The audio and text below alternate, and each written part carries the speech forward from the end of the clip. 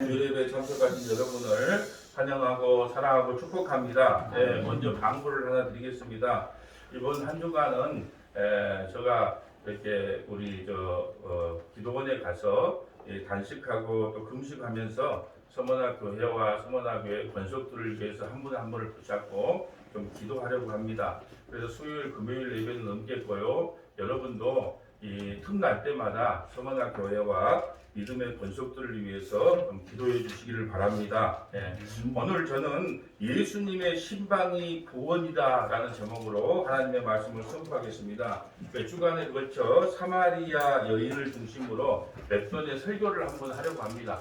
오늘은 소리를 지르지 않고 그냥 천천히 하겠습니다. 그래서 여러분께서 좀 이렇게 귀를 좀 바로 세우시고 좀 들어주셨으면 감사하겠습니다. 여러분, 모든 종교는요 인간이 신을 찾아갑니다. 하지만 기독교는 예수님이 자기 백성을 찾아갑니다.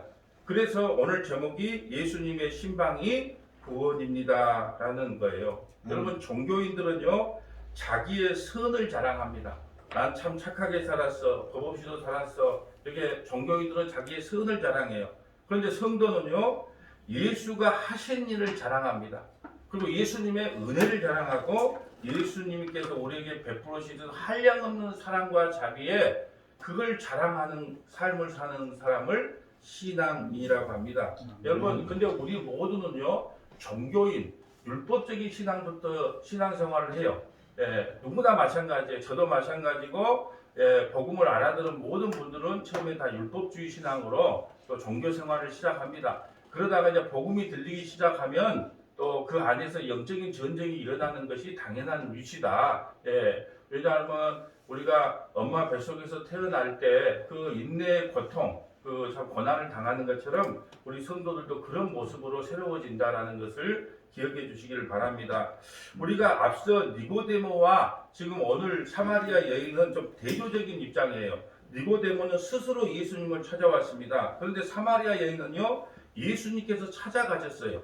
스스로 찾아간 니고데모를 율법신앙이라고 말하고 스스로 찾아간 니고데모를 율법주의 신앙이라고 합니다. 율법주의 신앙이 뭐냐 하면 내가 무엇을 해야 한다고 생각하는 신앙이에요. 내가 자꾸 무엇을 해야 된다. 이것이 율법주의 신앙이고, 예수님이 찾아간 사마리아 여인은 은혜를 말하고 있습니다. 은혜를. 은혜가 뭐냐? 무조건적 선택하는 거예요. 사마리아 여인을 무조건적으로 찾아간 그 은혜를 상징하고 또 저항할 수 없는 은혜. 사마리아 여인이 예수님을 안 믿고 싶어도 찾아가니까 믿을 수밖에 없는 그 은혜를 상징하고 있습니다. 여러분, 구원이란요 니고데모처럼 스스로의 힘으로 얻어내는 것이 아니라 사마리아 여자처럼 예수님이 찾아가서 주어지는 것입니다. 니고데모와 사마리아 여인은요 율법과 은혜를 대조적으로 보여주고 있습니다. 오늘 설교를 들을 때 여러분이 가져야 될 자세가 뭐냐 하면, 하나님, 나는 세상에서 저주받은 사마리아인입니다. 나는 세상에서 멸시천대 조롱받는, 그래서 난 12시에 사람들을 피해서 그 우물가에 나온 그 여인이 바로 저입니다 라는 고백이 앞선 다음에 이 설교를 드려야 돼요. 우리는요 좋은 것 다윗이라든지 솔로몬은 나라고 생각을 하고 가룟 유다는 남이라고 생각을 하는데 그건 잘못된 신앙이다. 우리가 오늘 설교를 들을 때 가장 핵심적인 자세가 뭐냐? 내가 바로 멸시천대 조롱받은 사마리아 사람이다. 사마리아인이 어떤 사람인가를 조금 제가 설명을 할 거예요. 그때 여러분이 내가 바로 사마리아 사람이구나. 내가 바로 멸시천대 조롱받는 우물가의 여인이 바로 나구나. 그런데 예수님께서 이 세상에 오셔서 자기 백성을 찾아가는 것이 구원이구나. 그 은혜를 깨닫게 되는 거예요. 여러분, 예수님은 이스라엘의 잃어버린 양을 찾고자 오셨어요. 찾아짐을 당하는 자는 구원을 받고 찾아짐을 당하지 않는 자는 저주 아래 있게 됩니다. 이 일을 예수님께서 하시는데 이 일을 하시는 예수님을 만유의 주라고 합니다. 그래서 요한복음 4장부터 지금 나머지 22장까지 하시는 일은 뭐냐 하면, 예수님께서 심판주로 이 땅에 오셔서 본격적으로 창세전에 구원받기로 작정된 자기 백성을 찾아다니는 일을 하신다는 거예요. 예수님께서 친히 마치 모래 속에서 바늘을 찾듯이 자기 백성을 찾아내는 일을 하는 것이 오늘 본문의 핵심이라는 거예요. 여러분, 로켓 추적 미사일이 있어요. 미사일에다가 이 추적 장치를 달면 끝까지 찾아가서 그 목표물을 추락시키는 겁니다. 이와 같이 예수님께서 로켓 미사일이 되어서 자기 백성을 끝까지 추적하여 찾아내십니다. 이것을 성경에서는 구원이라고 합니다. 그런데 안타깝게도 하늘 백성들은 자기가 잃어버려짐을 당한지도 모른 채 살아가고 있어요.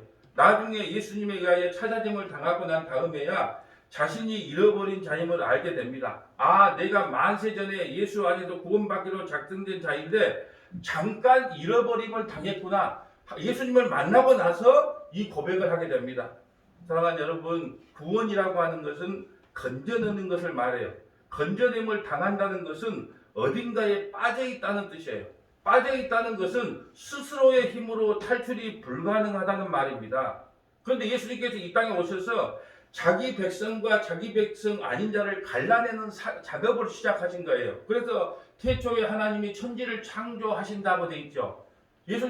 하나님이 천지를 창조할 때 하늘과 땅이 나눠집니다. 예수님이 이 땅에 오실 때 영과 육이 나눠집니다. 예수님이 이 땅에 오실 때 율법과 복음이 나눠지는 거예요. 예수님이 이 땅에 오실 때 야곱과 에서가 나눠집니다. 빛과 어둠이 나눠지는 거예요. 예수님께서 왜 이 땅에 오셨느냐? 그 나누는 작업을 하기 위해서 오셨다는 거예요. 여러분, 성경은요, 인간을 죄에서 구원한다고 합니다. 그렇다면 모든 인간은 죄 아래에 빠져 있다는 말이에요. 죄에 갇혀 있다는 뜻입니다. 그러므로 스스로의 능력으로는 도저히 빠져나올 수가 없어요.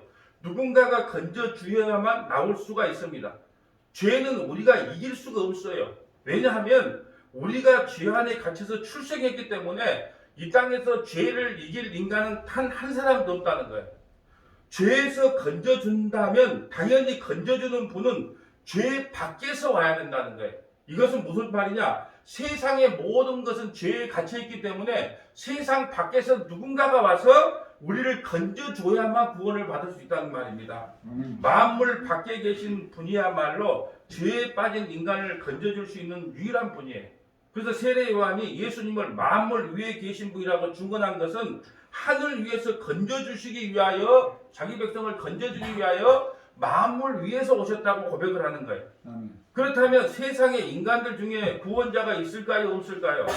당연히 한 사람도 없어요. 인간 속에서 건져줄 자가 아무도 없어요. 왜요? 인간 중에서 구원자가 될 수 없는 것은 모든 인간은 죄 가운데 빠져있기 때문에 그래요. 그래서 이 세상에 어떤 영웅 혹을도 죄에서 빠져나올 수 없거니와 건져주지도 못해요. 건져주지도 못한다는 것은 믿을 구원자가 이 세상에 단 한 명도 없다는 거예요. 여러분, 구원자가 아닌데 왜 그분을 믿습니까? 그러므로 이 세상 그 누구도 믿을 자가 아무도 없다는 거예요. 신땡땡이에 이 땡땡이도 믿어서는 안 되고요. 석가모니도 믿어서는 안 되고, 마호메트도 믿어서는 안 되고, 공자도 믿어서는 안 돼요. 왜요? 모두가 죄 아래서 태어난 죄인들이기 때문에 우리를 구원할 수 없다는 거예요. 우리와 같은 영역에 갇혀있는 자들입니다. 같이 죄라는 우물 속에 빠져서 허우적거리고 있는데 어찌 건져낸단 말입니까? 같이 빠져 허우적대는 사람에게 구원해 달라고 하는 사람은 어리석은 사람이에요.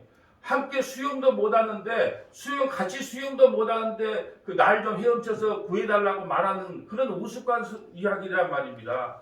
그러니 인간들이 만들어낸 세상 종교는 모두가 사기예요. 그래서 신땡땡이에 이 땡땡이도 사기고, 석가모니도 사기고, 마호메트도 사기고, 공자도 사기고, 교황도 사기예요. 왜냐? 그 어떤 인물도 구원자가 될 수 없어요. 구원자가 되기 위해서는 세상 밖에서 오셔야 돼요. 만물 위에서 오셔야 된단 말이에요. 여러분, 교황의 발밑에 입을 맞춘다고 죄가 씻어지지 않습니다. 세상에 그 어떤 인간도 구원자가 될 수 없어도, 목사도 구원자가 아닙니다. 신부도 구원자가 아니에요. 스님도 구원자가 아닙니다. 교황도 구원자가 아니에요. 다 동일한 죄인일 뿐입니다. 죄인을 구원하실 분은 오직 예수 그리스도뿐입니다. 왜냐하면 예수님만이 만유 밖에서 오신 분이기 때문에 그래요. 구원은 만유, 이 땅 위에서 오신 분만이 우리를 구원할 수 있어요. 그럼 구원 속에 우리를 어디에서 구원했는지 한번 보도록 하겠습니다. 히브리서 2장 14절 봅니다. 우리를 어디에서 구원해 줬는가? 히브리서 2장 14절. 자녀들은 혈과 육에 속하였음에 또한 같은 모양으로 혈과 육을 함께 지니심은 죽음을 통하여 죽음의 세력을 잡는 자, 곧 마귀를 멸하시어 또 죽기를 무서워함으로 한평생 되어 종노를 하는 모든 자들을 놓아주려 하심이니 이는 확실히 천사를 붙들어 주려 하심이 아니요 오직 아브라함의 자손을 붙들어 주려 하심이라. 누가 누구를 붙잡고 있다고 합니까? 마귀가 사망으로 성도를 붙잡고 있다고 합니다. 사망이 육신을 붙잡고 있으니 자연히 죽음에 질질 끌려다니게 돼요. 여러분 전보러 가셔보셨는지 모르겠지만 TV에서 전보는 사람을 보면 이럽니다. 이 신내림을 받지 않으면 당신 남편 곧 죽어, 당신 자식 곧 죽어. 그러면 질질질질 끌려가서 네네네네네 그런단 말이에요. 뭘로 겁을 줍니까? 죽음으로 겁을 주는 거예요. 남편 곧 죽는다, 자식 곧 죽는다, 그런 걸로 우리를 질질질질 끌고 다닌단 말이에요. 그때 여러분이 뭐라고 이야기해야 됩니까? 그럼 이 세상에 평생 사는 사람 어디 있는데? 그렇게 해야 되는데 그 말에 유혹돼서 끌려다니고 있다는 것입니다. 여러분, 인간의 본능은 죽기를 싫어합니다. 그래서 3대 거짓말 중에 하나가 나이 먹은 그 노인분이 하는 말, 아이고 빨리 죽어야 될 건데, 예, 그 거짓말이라 그러잖아요. 인간은요 본능적으로 죽기를 싫어해요. 그러니 마귀가 사망을 가지고 너 죽을래 하면 인간은 꼼짝없이 덜덜 떨게 되어 있습니다. 마귀가 믿고 사망이 싫지만 인간으로서는 이길 수가 없으니 어쩔 수가 없는 거예요. 그러면 도대체 이 마귀, 사탄, 귀신의 정체는 무엇이란 말이에요? 여러분, 마귀하고 사탄은요 단 한 명이에요. 단순 우두머리를 이야기하고 그 절개들을 귀신들이라고 합니다. 자, 마귀, 사탄, 귀신의 정체를 한번 보고 갈까요? 요한계시록 12장 7절을 봅니다. 하늘에 전쟁이 있으니 미가엘과 그의 사자들이 영과 더불어 싸울세. 영과 그의 사자들도 싸우나 이기지 못하여 다시 하늘에서 그들이 있는 것을 얻지 못하고 자 9절 봅니다. 큰 영이 내쫓기니. 자, 큰 영이 누구냐? 에벨 곧 마귀예요. 그러니까 창세기 3장에 자기 백성을 꿰는 자, 그 아담과 하를 꿰는 자가 누구냐? 바로 에벨 마귀라는 거예요. 이가 어디로 쫓겨났느냐? 하늘에서 전쟁이 일어났는데 그들이 쫓겨나서 이 땅으로 쫓겨났다는 거예요. 그래서 온 천하를 꿰는 자예요. 사탄이 와서 뭐하냐? 꿰는 자. 그가 땅으로 내쫓기니 그의 사자들도 그와 함께 내쫓. 그의 사자들이 바로 마귀 새끼라는 거예요. 여러분, 땅으로 쫓겨나서 하나님의 백성들을 사로잡고 있는데 예수님이 스스로 어찌하지 못하는 자기 백성을 구원하기 위해서 이 땅에 오셨어요. 그 구원하는 방법이 유일하게 뭐냐? 십자가에서 자기가 죽고 자기 새끼들을 구원하는 방식이에요. 세상은 그냥 마귀의 밥이 되도록 주님은 놔두세요. 그리고 자기 백성 사마리아 여인 남편이 5이 있는데 지금 남편도 제 남편이 아니고 뜨거운 태양 12시에 혼자 몰래 물길로 갔던 그 불쌍한 여인을 찾아오셨다는 거예요. 그러면서 이렇게 말합니다. 지금 6번째 남편도 네 남편 아니야. 7번째로 온 남편이 누굴까요? 실은 성령을 상징합니다. 성령으로 태어난, 성령으로 네 앞에 있는 남편 예수가 진짜 너희 남편이라는 것을 설명해 주고 있는 거예요. 그래서 예수님만이 진짜 남편, 지금 남편, 6번째 남편도 남편이 아니고 진짜 남편은 7번째 남편이다. 그 7번째가 누구냐? 성령 받은 바로 나 예수가 진짜 남편이다. 이걸 구원이라고 합니다. 요한복음 4장 3절 4절 볼까요? 오늘 본문입니다. 유대를 떠나서 다시 갈릴리로 가실 때 사마리아를 통과해야 하겠는지라 일부러 사마리아를 통과한다고 합니다. 여러분, 유대인과 사마리아인은요 상종을 하지 않고 살아요. 예, 그들이 상종하지 않는 이유를 잠깐 살펴보려고 합니다. 왜 이 배경을 살펴봐야 되냐 하면 내가 바로 우상 숭배하는 사마리아인이고 내가 바로 멸시천대 조롱받는 사마리아 그 우물가에 있는 여인이라는 것을 우리 자신이 깨달을 때만이 구원을 받기 때문에 이 배경을 한번 살펴보려고 해요. 여러분, 예수님께서 사마리아로 가신 사건은요 얼마나 큰 은혜이고 얼마나 큰 사건인지를 우리가 깨달아야 돼요. 예수님께서 남쪽에 위치한 유다 지방에서 북쪽 갈릴리로 가고자 하였습니다. 지도를 보면은요 이스라엘은 우리나라와 비슷하게 길게 늘어져 있어요. 남쪽을 유대라고 하고 이걸 여수라고 합시다. 남쪽을 유대, 여수라고 하고 북쪽은 서울, 갈릴리라고 합시다. 그 가운데 지점 대전쯤에 있는 것이 어디냐 하면 바로 이 사마리아예요. 가운데 있는 것이 사마리아, 대전쯤에 있는 것. 당시에는 걸어서 가는 길이기 때문에 한 걸음이라도 단축하여 지름길로 가야 돼요. 그래서 사마리아 길로 통과하면 되는데 유대인들은 사마리아로 바로 통과하지 않고 빙 둘러서 갔어요. 그래서 사마리아로 바로 통과하면 갈릴리까지 사흘이면 갈 수 있는 길을 빙 돌아서 엿새 만에 갔단 말입니다. 그럼에도 지름길을 마다하고 빙 돌아서 다니는 것은요, 유대인들은 사마리아인들과 상종 자체를 안 해요. 그런데 예수님께서 이 사마리아로 직접 찾아가셔요. 이것은 엄청난 사건이란 말이죠. 예, 여러분 구약 이스라엘은요, 솔로몬 왕이 죽고 난 후에 나라가 나눠집니다. 솔로몬 왕이 죽고 난 뒤에 르호보암과 여로보암으로 나눠져서 남쪽을 유다라고 하고 북쪽을 이스라엘이라고 분열을 해요. 마치 우리가 남과 북이 나눠진 것과 같아요. 솔로몬이 죽으면서 그 아들 르호보암에게 왕권을 넘겨요. 그러자 솔로몬을 따르던 신하들이 르호보암에게 와서 백성 위에 군림하지 말고 종이 되어서 섬겨달라고 합니다. 그러나 르호보암은 싫다고 하면서 자기의 부왕 솔로몬보다 더 엄하게 너희를 다스리겠다고 선언을 해요. 그러자 신하들이 반발하여 역모를 회책합니다. 역심을 품은 자들이 여로보암을 왕으로 추대하여 나라를 두 쪽으로 나누게 돼요. 르호보암을 따르는 자는 유다 지파와 베냐민 지파, 그 두 지파가 이들을 뭐라고 하냐? 남유다라고 합니다. 그리고 여로보암 그 신하는 10지파를 가지고 나라를 세우는데 이들을 뭐라고 하냐 하면 북이스라엘이라고 합니다. 이거 다 수요일에 배웠죠. 저 배경을 설명하는 거. 왜 사마리아인과 상종을 않고 왜 우리가 사마리아인인데 우리가 지금 사마리아인이구나, 우물가의 여인이구나, 이걸 깨달으라고 지금 이 말씀을 드리는 거예요. 왜 상종을 안 하게 됐는지 더 살펴볼 겁니다. 그런데 이스라엘 백성은 율법에 의하여 1년에 3차례 예루살렘 성전에 가서 반드시 예배를 드려야 돼요. 1년에 3차례. 예루살렘은 어디 있어요? 남유다에 소속되어 있어요. 6월절, 7.7절, 초막절은 반드시 예루살렘에 가서 예배를 드려야 돼요. 근데 북쪽을 다스리는 여로보암이 이렇게 가만히 생각하니까 백성들이 예루살렘에 예배 드리고 가면 변심이 일어날까봐 일부러 예루살렘에 올라가지 못하도록 베델에 제단을 만들어 제사를 드려요. 베델이라고 하는 곳에 하나님께서는 예루살렘에서 예배 드리라고 했는데 베델에 제단을 만들어 그쪽에 예배 드리게 했단 말이에요. 하나님의 말씀을 지 마음대로 해석을 해요. 누가 그랬다고요? 우리가 그랬다고. 지금 우리를 이야기했단 말이에요.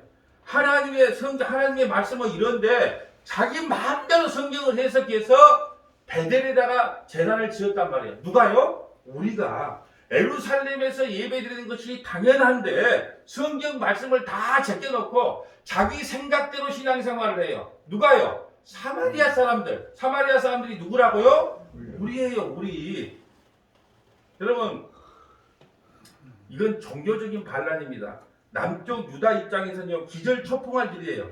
그러다가 북쪽 이스라엘은 BC 722년에 아수르에 의해서 멸망을 당해요. 아수르에 의해서. 여러분, 이거 다 들어가면 구약 성경 전체를 여러분이 다 지금 알고 깨닫게 됩니다. 북쪽 이스라엘은 BC 722년에 아수르의 멸망을 당해요. 아수르 왕은 북쪽 이스라엘을 멸망시키면서 지도층 대부분과 상류층 남자들을 아수르로 끌고 가요. 지도층들을 아수르 본국으로 끌고 가고 대신에 북쪽 이스라엘의 수도인 사마리아에는 아수르가 지배하던 다른 민족들을 역으로 유배시켜요. 그래서 인구를 분산시키면서 혼합 정책을 써버렸단 말이에요. 이때 이방 민족들은 자기 신들을 가지고 이스라엘로 들어오게 됩니다. 아수르 왕이 종교적 충돌을 막기 위해서 이방인과 이스라엘 간에 혼혈 정책, 결혼을 하게 만들어버렸어요. 결국 사마리아 사는 사람들은 종교와 혈통의 혼합이 이루어지고 만 거예요. 다른 말로 하면 지금 이 시대로 하면 세상도 좋고 예수도 좋고 부처도 좋고 모든 종교가 다 홀이다. 나에게 복만 준다면 이 종교 저건도 다 좋다. 이 혼합 종교를 써버렸단 말이에요. 누가 그런다고요? 우리가. 결국 사마리아의 사람들은요, 종교와 혈통의 혼합을 이루어졌어요. 남쪽 유대 사람들은 도저히 그것을 용납할 수가 없어요. 왜요? 종교적인 배도 행위이기 때문에 그래요. 그 후에 양쪽 유다는 이스라엘이 멸망한 후에 100년 정도 후에 BC 605년에 1차적으로 바벨론이 쳐들어왔고 BC 586년에 바벨론에 의해서 이제 남유다도 멸망을 당해요. 근데 다행히 하나님의 약속이 이루어져야 되기 때문에 바벨론은 유다 자치구를 허락하여 종교적 순수성을 유지하게 돼요. 그래서 민족도 한 민족으로 혈통을 유지하게 됩니다. 그러다가 바벨론이 누구에게 멸망을 당하죠? 이거를 마시면 수요일날 쉴 수 있는 권한을 줄게요. 바벨론은 어느 나라에 멸망하죠? 페르시아 고레스 왕이 멸망을 해요. 그래서 고레스 왕이 이제 회방을 시켜주는 거예요. 너희들 다시 본국으로 돌아가라. 그래서 에루살렘에다가 다시 성전을 건축하게 돼요. 솔로몬 성전은 다 황폐하게 무너졌기 때문에 그 성전이 무슨 성전이라? 수룹바벨 성전이라. 여러분 이스라엘 백성의 이제 성전이라고 하는 것은요 생명과 같은 거예요. 그런데 그 성전을 건축하려고 할 때 얼마나 감격스러웠겠습니까? 이때 북쪽 이스라엘에 속한 사마리아 사람들도 자신들도 성전을 건축하는데 좀 돕겠다고 모금을 해갖고 왔어요. 그때 남쪽 유대인들이 혼혈적, 돈 부족한 돈, 너희들은 혼혈 민족이기 때문에 종교의 순수성이 없다고 그 돈을 거부해요. 이에 사마리아 사람들이 격분하여 성전 건축을 방해하는 일을 자행합니다. 이게 어디에 나와 있죠? 학계와 스가랴서에 나와 있어요. 그 후에 이제 페르시아를 누가 멸망시키냐? 알렉산더 대왕, 그리스의 알렉산더 대왕이 무너뜨리고 나서 사마리아에 있는 그리심산에다가 예루살렘 성전을 본따서 성전을 만들어줘요. 그쪽에서 종교 행사를 하라고.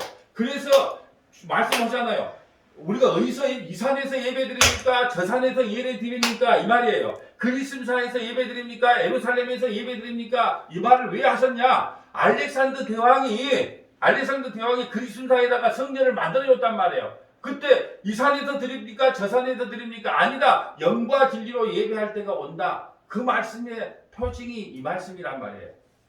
여러분 유대인들 입장에서는 기가 막혀요. 그래서 유대인들은 사마리아인을 혼혈족이라고 하고 개 같은 이방인이라고 취급을 해요. 누가 개라고요? 사마리아인. 누가 개라고요?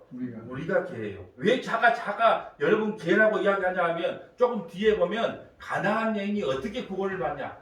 내가 바로 개 같은 사람 맞습니다. 이런 고백을 하는 자만 구원을 받아요. 그래서 제가 여러분에게 여러분이 사마리아인입니다. 멸시천대 조롱받는 혼혈 민족이고 하나님도 좋고 뭐도 좋고 돈만 된다면 다 좋다.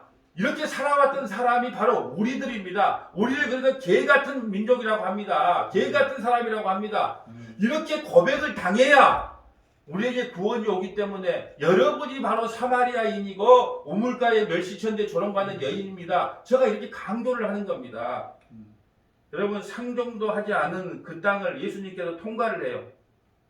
남쪽 유대인들은 사마리아를 저주받은 땅이라고 했고 사마리아인들을 저주받고 재수 없는 인간이라고 했어요. 누가 이런 취급을 받는다고요? 저와 여러분이 이런 취급을 받고 살았어요. 그래서 유대인들은 사마리아에 가는 것 자체를 금하고 있었습니다. 이처럼 유대인들에게 있어서 사마리아는 꼴도 보기 싫은 저주받은 죽음의 땅입니다. 그런데 그 저주받는 죽음의 땅, 더러운 땅을 사마리아 여인을 구하기 위하여 예수님이 신방을 가는 거예요. 예수님께서 왜 사마리아로 가셨습니까? 이건 예수님이 세상에서 하실 일을 보여주신 거예요. 예수님이 땅에 죄인을 부르러 오시지 의인을 부르러 오지 않았어요. 다시 말할까요? 예수님이 땅에 사람을 구원하러 오신 것이 아니고 개들을 구원하러 왔어요. 그 개가 누구냐? 하나님 나는 개 맞습니다. 이렇게 고백하여 생명 대신 예수님을 붙잡는 사람을 구원하러 오셨다는 거예요. 아멘. 영적인 의미로 사마리아는 죽은 땅이고 사마리아인은 죽은 자를 상징하고 있어요. 그 우물가의 여인은요 말할 것도 없이 죽은 자입니다. 죽었다는 말은 죄에 갇혀서 죄 안에 갇혀서 나오지 못하고 있다는 말이에요. 사마리아인은 죄와 사망이라는 세력 안에 갇혀 있는 자들을 표상하고 있어요. 이는 누군가가 사망의 권세에서 꺼내주지 않으면 일평생 사망 안에 갇혀서 살 수밖에 없다는 거예요. 그렇다면 사마리아 사람들은 모든 인간을 표상하고 있다는 것을 우리가 알 수 있습니다. 왜냐하면 사마리아 사람들만 일평생 사망 안에서 살아가는 것이 아니라 모든 인간들이 다 그리 살고 있어요. 그래서 예수님께서 사마리아 땅에 사마리아 백성을 구원하러 오셨다는 거예요. 그렇다면 예수님께서 사마리아에 가신 것은 죄와 사망의 권세 아래에 있는 이 세상에서 자기 백성을 구원하기 위하여 신방을 가셨다는 의미입니다. 창세전에 택함 받은 백성은 예수께서 믿음을 주셔서 바로 자신이 사마리아 사람이구나. 이 고백이 터져 나온다는 거예요. 이런 사람만 구원을 받는다는 겁니다. 마태복음 15장 21절 봅니다. 예수께서 거기서 나가 두로와 시돈 지방으로 들어가시니 가나안 여자 하나가 그 지경에 나와 소리질러 이르되 주 다윗의 자손이여. 여러분 이방인 여자가 이렇게 고백합니다. 주 다윗의 자손이여. 이건 메시아라는 뜻이에요. 나를 불쌍히 여기셔서 내 딸이 흉악한 귀신에 들렸나이다 하되 예수는 한 말씀도 대답하지 아니하시니 제자들이 와서 청하여 말하되 그 여자가 우리 뒤에서 소리를 지르오니 그를 보내소서. 예수께서 대답하여 이르시되 나는 이스라엘 집에 잃어버린 양 외에 다른 데로 보내심을 받지 아니하였노라 하시니 여자가 와서 예수께 절하여 이르되 주여 저를 도우소서. 대답하여 이르되 자녀의 떡을 취하여 개들에게 던짐이 마땅하지 아니하니라. 여자가 이르되 주여 올소이다마는 개들도, 저는 개 맞습니다, 개들도 제 주인의 상에서 떨어지는 부스러기를 먹나이다 하니 이에 예수께서 대답하여 이르시되 여자여 내 믿음이 크도다. 내 소원대로 되리라 하시니 그때부터 그의 딸이 나으니라. 여러분 한 번은 예수님께서 두로와 시돈 지방을 순회하고 계시는데 가나안 여인이 예수님 앞을 가로막고요. 자기 딸이 귀신 들려서 좀 도와달라고 합니다. 그래서 예수님께서 나는 이스라엘에 잃어버린 양을 찾으러 왔다고 말씀합니다. 나는 이방인 너 같은 개 같은 것과 산종하기 싫다고 말합니다. 그러시면서 자녀들이 먹을 떡을 개들에게 주는 것이 합당하지 않다고 합니다. 가나안 여인을 개들이라고 말합니다. 이건 아주 모욕적인 말이에요. 그러면서 예수님이 말씀하신 것이 자녀의 떡을 취하여 개들에게 주는 것이 합당하지 않다 그래요. 그럼 자녀의 떡이 뭘까요? 영생이며 구원. 나는 이방인들 너희를 구원하러 온 것이 아니야. 이렇게 들릴 수 있다는 거예요.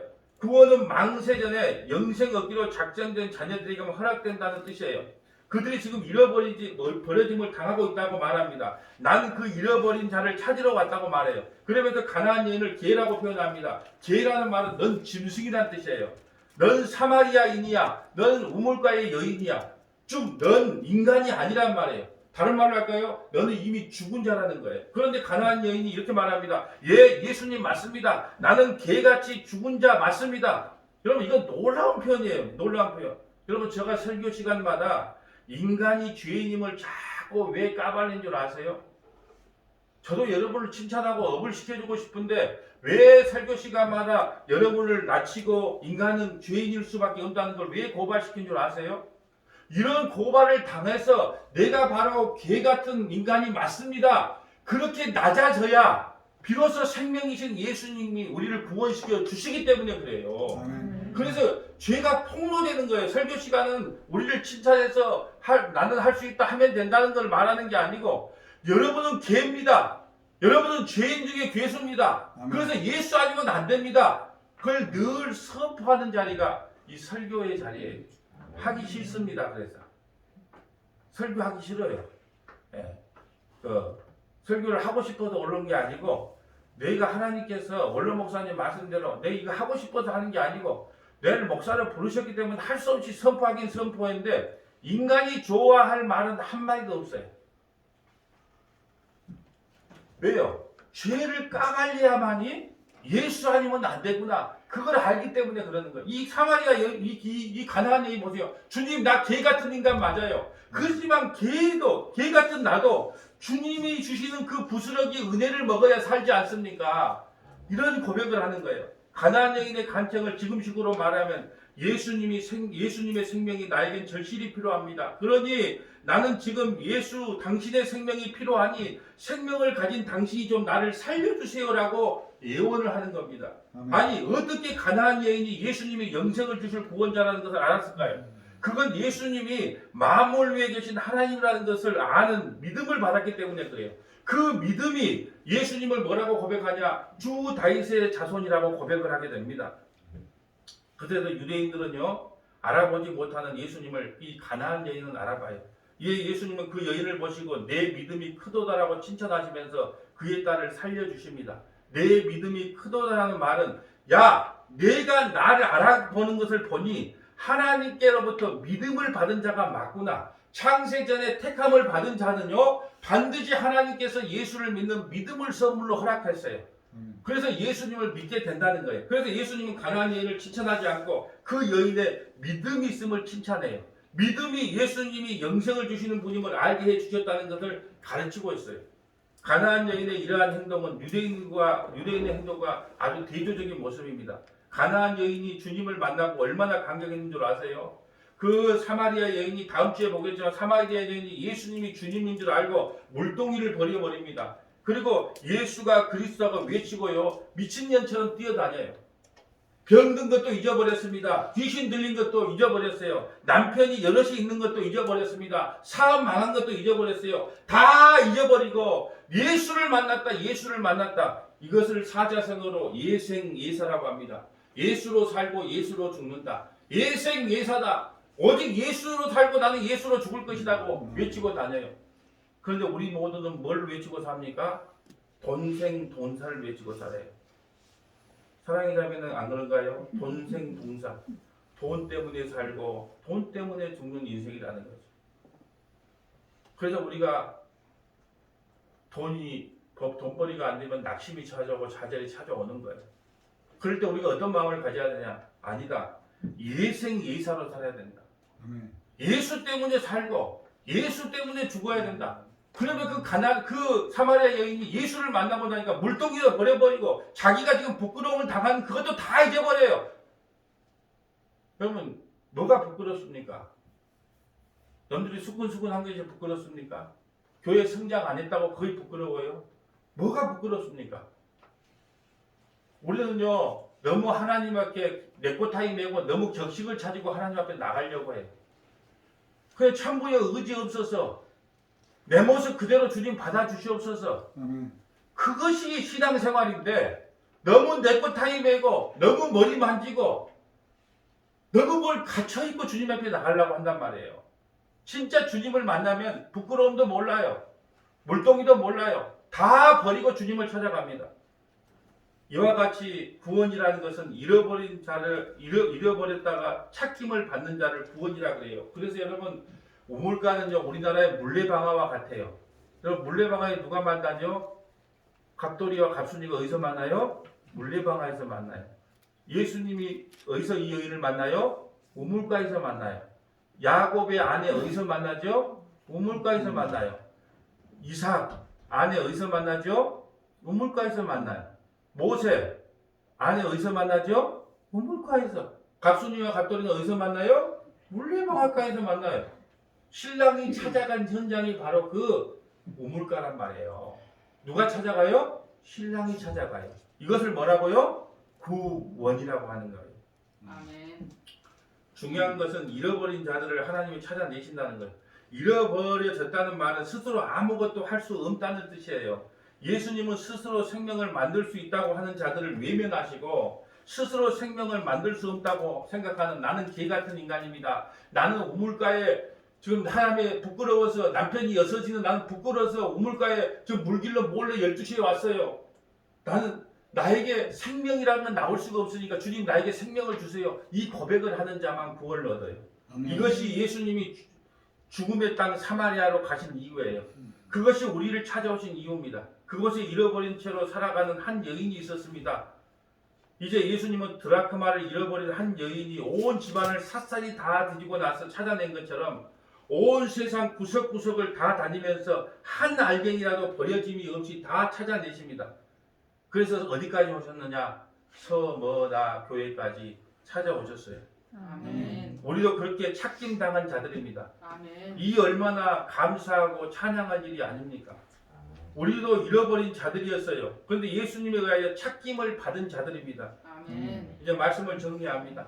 그렇다면 오늘 본문이 말하는 사마리아 여인이 바로 누굽니까? 바로 우리들입니다. 예수님이 사마리아 여인을 찾아갔듯이 우리를 찾아오신 거예요. 이 놀라운 은혜에 감사하시고 사시기를 바랍니다. 아멘. 예수님의 신방이 우리의 구원입니다. 아멘. 예수님이 서머나 교회를 찾아오셔서 너는 내 것이라고 말씀해주고 계십니다. 아멘. 죄 많고 불쌍한 사마리아 여인을 찾아오셔서 7번째 남편, 이 성령으로 태어난 7번째 남편인 내가 진짜 너의 신랑이다. 아멘. 이것을 구원이라고 합니다. 이 구원의 감격이 서머나 교회에 영원토록 있기를 주님의 이름으로 간절히 축복합니다. 아멘.